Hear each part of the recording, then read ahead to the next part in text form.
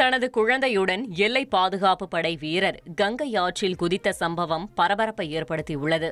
உத்தரப்பிரதேச மாநிலம் பிஜ்னோர் பகுதியில் வசிக்கும் எல்லை பாதுகாப்பு படை வீரர் ராகுல் தனது 2 வயது மகன் பிரணவுடன் கங்கை ஆற்றில் குதித்து மாயமாகியுள்ளார். இதனைத் தொடர்ந்து அதிகாரிகள் அவர்களை தேடும் பணியில் ஈடுபட்டனர்.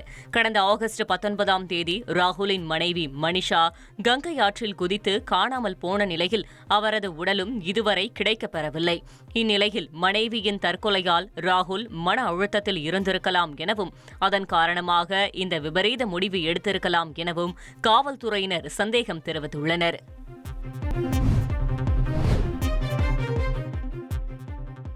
ராஜஸ்தான் மாநிலம் சம்பல் நதியில் வெள்ளம் கரை புரண்டு ஓடியது. ராஜஸ்தான் மாநிலத்தில் தொடர் மழையால் பல இடங்களில் வெள்ளப்பெருக்கு ஏற்பட்டது.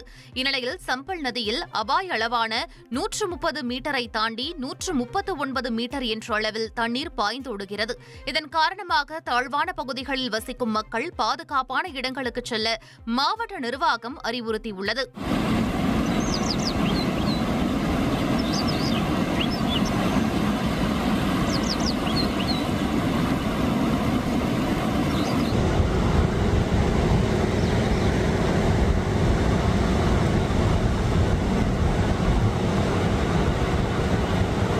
உங்கள் தந்திவன் தொலைக்காட்சியில் வீர ஆஞ்சநேயா தினமும் காலை 8 மணிக்கு காணத் தவறாதீர்கள்.